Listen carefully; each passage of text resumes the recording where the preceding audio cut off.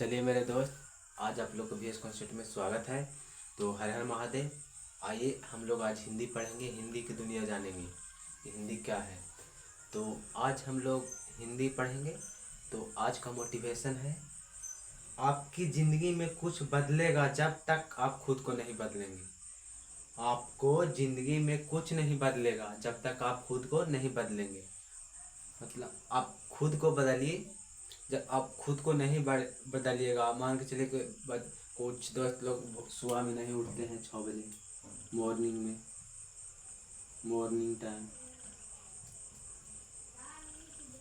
Morning time नहीं उठते हैं, आलसी करते हैं, पढ़ने में हिचकिचाते हैं कि क्या पढ़ें क्या करें। तो हम इसके लिए एक मोटिवेशन बोल रहे हैं। ज़िंदगी में कुछ नहीं बदलेगा जब आप खुद नहीं बदलेंगे, समझे। तो हम आप लोग को आज पढ़ाएंगे हिंदी। तो हिंदी में हम पढ़ाएंगे चैप्टर दूसरा है 20 के दांत। चैप्टर दूसरा है 20 के दांत। तो देखिए, हिंदी में पहले तो हम बोल चुके हैं पहला चैप्टर में ही कि हिंदी जो है ना, हिंदी जो है दो खंड में बांटा गया है। दो खंड में बांटा गया है। पहला गद्य खंड, पहला गद्य,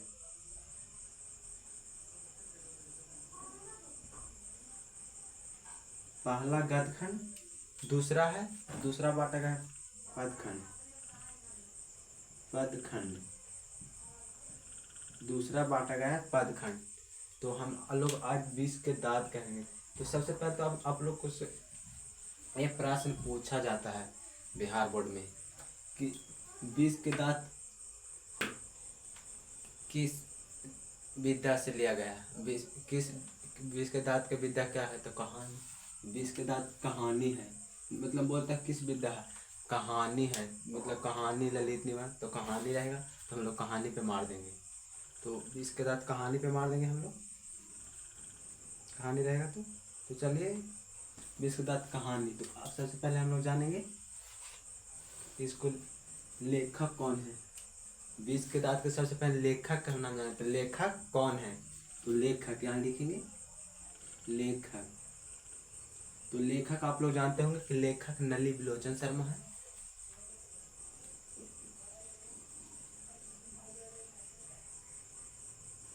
नलिन नली बिलोचन शर्मा 20 के दांत के लेखक नली बिलोचन शर्मा। इनका जन्म हुआ था 18 फरवरी 1916 में। जन्म यहाँ लिखेंगे सिर्फ जन्म, यहाँ जन्म। तो इनका जन्म हुआ था 18 फरवरी 1916 में। 18 फरवरी का जन्म हुआ था 18 फरवरी 1916 में। और कहाँ हुआ था इनका जन्म? और कहाँ हुआ था ये भी लिख देंगे, कहाँ हुआ था।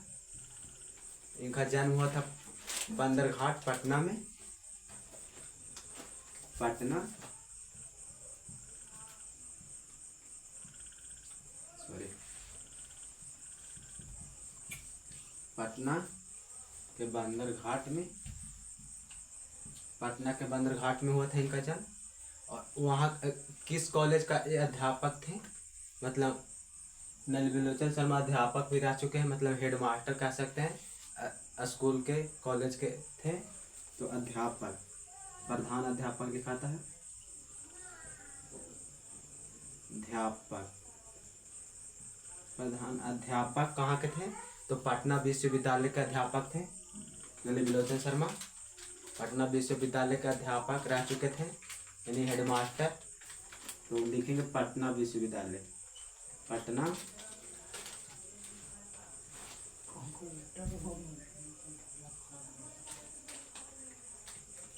पटना विश्वविद्यालय के रह चुके थे।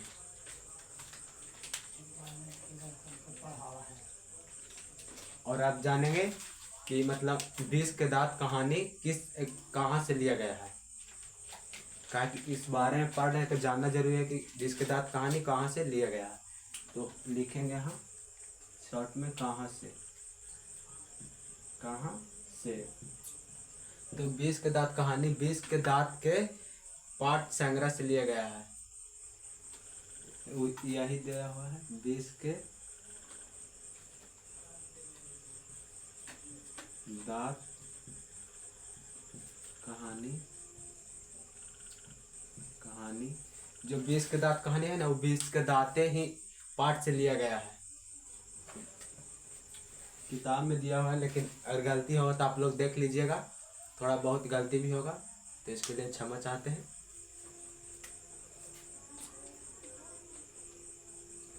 इसके दांत कहानी 20 के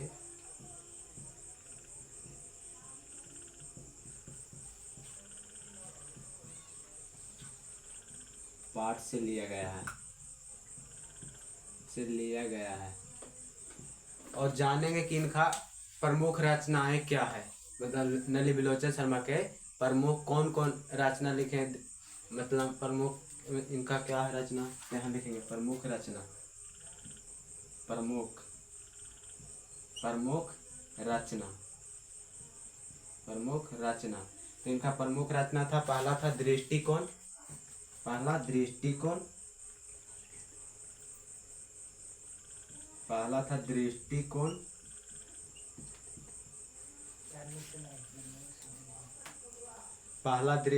था। दूसरा देख लेते हैं थोड़ा सा, दृष्टिकोण साहित्य का इतिहास दर्शन। दूसरा साहित्य का इतिहास दर्शन था, साहित्य का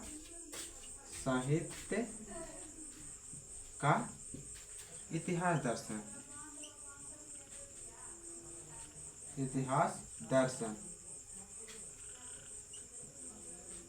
दर्शन था। दूसरा था दोस्त साहित्य का इतिहास दर्शन। और तीसरा क्या था, तीसरा तो आप लोग जानते होंगे, आलोचनात्मक निबंध। तीसरा आलोचनात्मक।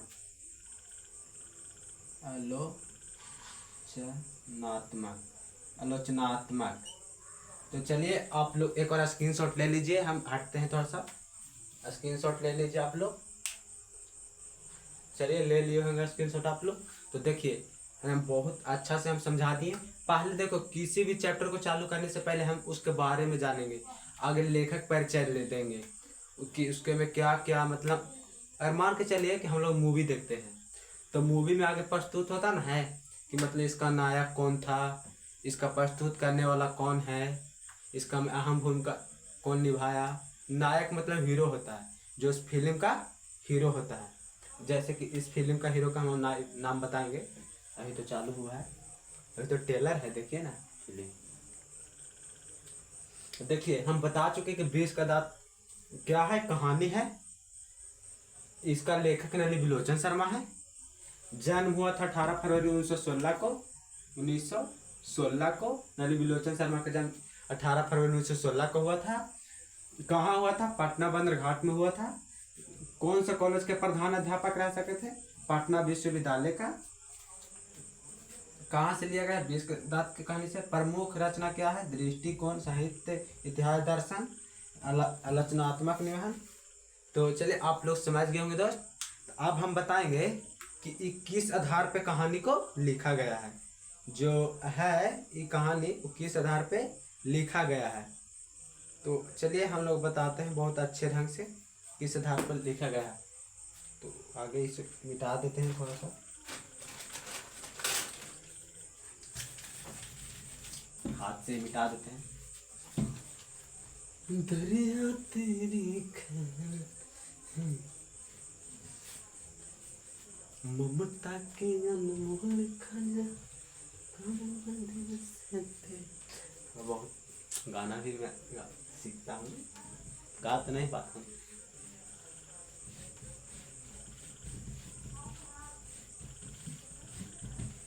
डिजिटल बोर्ड नहीं है इसलिए थोड़ा दिक्कत होता है मिटाने में।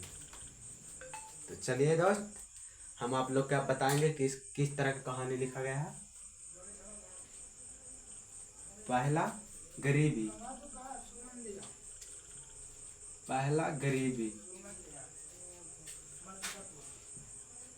और अमीरी के बारे में बताया गया, इसको वर्णन किया गया है। गरीब और अमीर। देखिए एक थे जो गरीब बचते थे, एक चले कि आपको मूवी हम दिखा रहे हैं, मतलब मूवी एकदम ऐसे बता देंगे ना समझे कि आप मूवी देख रहे हैं। देखिए गरीब परिवार से थे, एक थे सेन साहब, मान के चलो सेन साहब हैं, सेन साहब हैं, सेन साहब हैं। सेन साहब की पत्नी, सॉरी, गरीब परिवार में तो गिरधर लाल थे, सॉरी डॉट हो गया, गिरधर लाल, गिरधर लाल, मान के चलो एक गिरधर लाल है, गिरधर लाल, मान के चलो दोस्त कि एक गिरधर लाल है जो गरीब परिवार के प्रमुख थे। मतलब देखो उनका पत्नी, उनका पत्नी थी, उनका पत्नी का नाम पता नहीं है, लेकिन पत्नी थी, सॉरी, उनका पत्नी, उनका एक बेटा था जो इस कहानी का जिसे हीरो माना जाता है, उसका नाम है मदन। मदन कहानी का नायक, जैसे हीरो बोलते हैं नायक, नायक, इस कहानी का नायक यही है मदन। और अमीर परिवार में कौन कौन थे, चलिए हम बताते हैं अच्छा से दम ढंग से, मूवी की तरह आपको एकदम रिएक्शन कराएंगे। हिंदी है मगर हम बहुत अच्छे से बताते हैं हिंदी, बस आप लोग समझिएगा। देखिए मान के चलो सेन साहब है जो अमीर परिवार के थे, सेन साहब, सेन साहब, उनके पत्नी को बोलते थे कहानी में सेन साहिबा। जो सेन साहब थे उनके पत्नी को बोलते थे सेन साहिबा। सेन उनका पत्नी मान के चलिए है, फगुनिया मत समझ लीजिएगा। हाँ।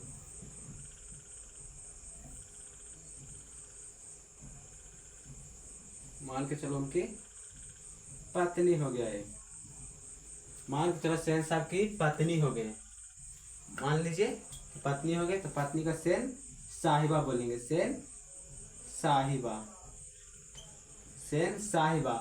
और उनका 5 बेटियां थी सेन साहब की, पहला 1 2 3 4 5। पहला का नाम था सीमा, सीमा, सॉरी सीमा, दूसरा सीमा, रजनी, रजनी, आलो, आलो, शोफाली नाम था चौथा के, शोफाली, आलो, शोफाली, और फिर आरती, आरती नाम था। और उनका एक बेटा था, वही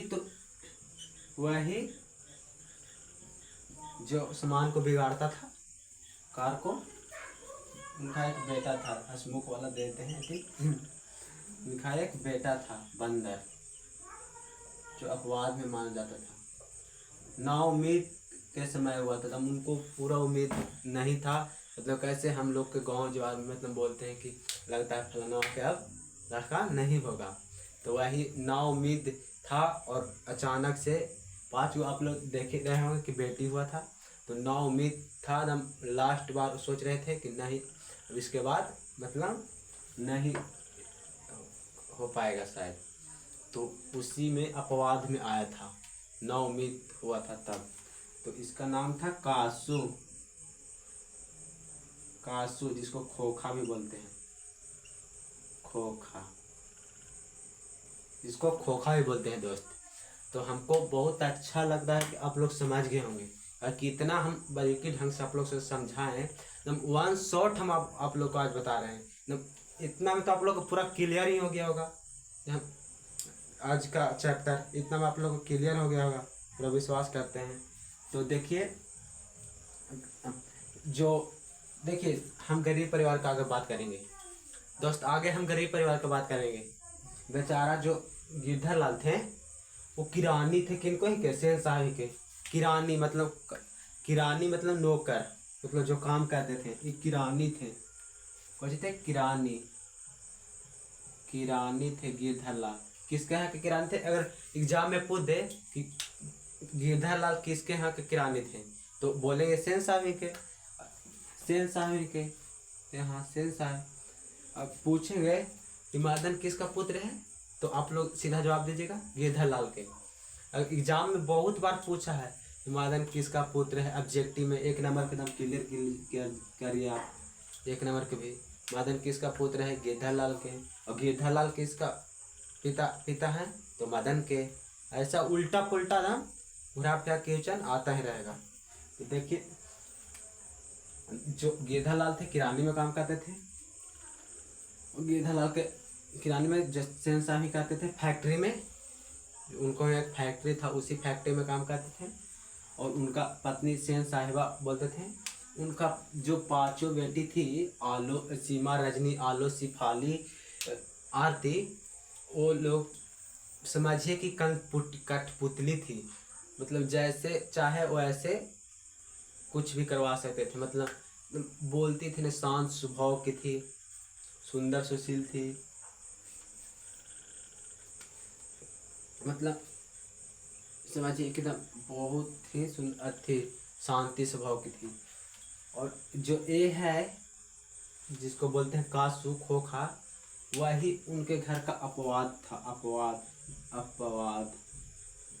घर के कामों के बारे में भी अपवाद था। मतलब कुछ भी खंडा को बिगाड़ देना, तोड़ मरोड़ देना,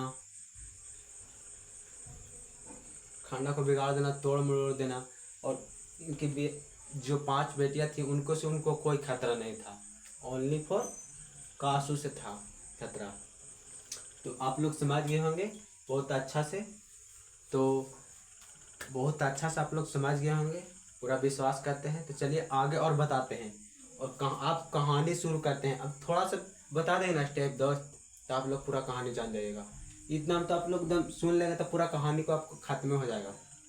थोड़ा सा स्टेप और बता देंगे तो आप लोग पूरा कहानी, लिखाने की जरूरत नहीं, हम जितना बोल दिए ना बस आप लोग लिखते जाइएगा। हम एक दिन लिखाने वाला सब, जैसे लघु त्रिय लाते ना है, तो लघु त्रिय दीर्घ त्रिय आप लोग के लिए लाएंगे, और एकदम ओनली सब्जेक्ट लिखा देंगे सब। ठीक है दोस्त, मिटाते हैं हम इसको।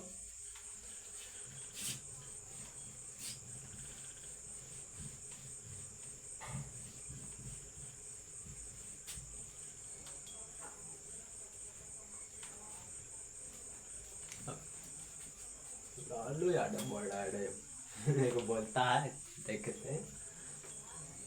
हंसी मजाक होते रहना चाहिए बीच में।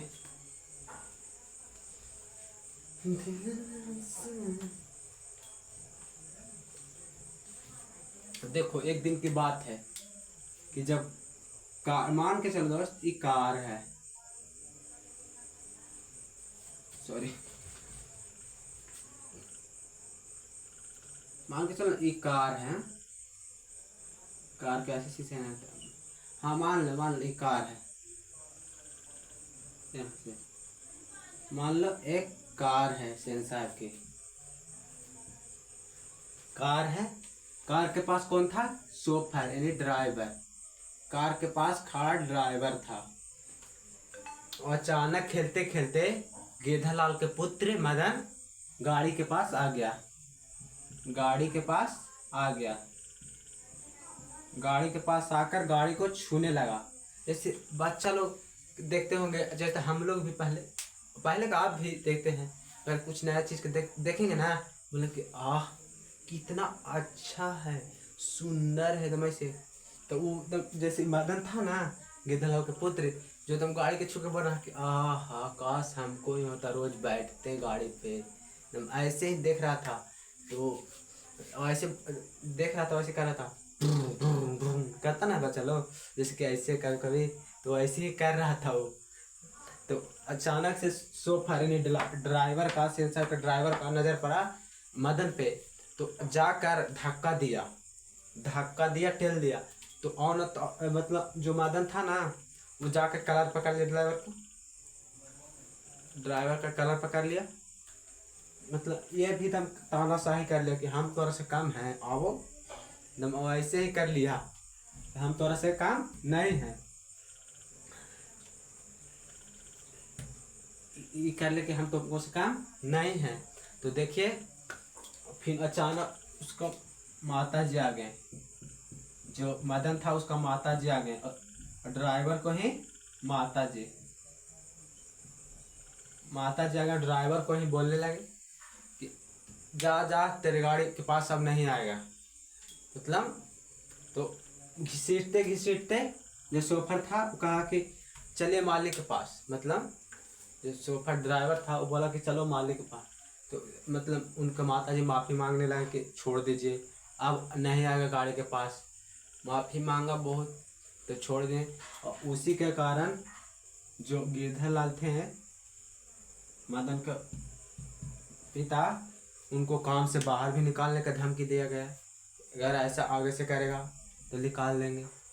तो देखिए दोस्त, आज तो हम ट्रिक के साथ आप लोग को बहुत अच्छा से समझा दिए होंगे, आप लोग समझ गए होंगे, आशा नहीं पूरा विश्वास है। तो आप लोग ऐसे ही समझते रहिए, हम आगे आप लोग के लिए और ट्रिक के साथ वीडियो लाएंगे, और ट्रिक के साथ वीडियो लाएंगे। तो हम आज के क्लास यहीं पे इंड करते हैं, कुछ इंड करते हैं, इंड आज की क्लास यहीं पे इंड करते हैं, समाप्त करते हैं दोस्त। आज का क्लास यहीं पे समाप्त करते हैं। अगले क्लास में हम मिलेंगे आप लोग से, आप लोग के बीच हिंदी का 20 का दांत का लघु उत्तरीय प्रश्न लेकर, जो बिहार बोर्ड में ना पूछा ही जाएगा, 100% गारंटी मेरा है, 100%। 10 बताएंगे तो पक्का कि 4 लड़ेगा, 10 बताएंगे तो पक्का एकदम 4, उसको मुझसे आना ही तो आना है। तो चलिए हम आज आप लोग से क्लास को एंड करते हैं। आप दुआ में याद रखना। धन्यवाद।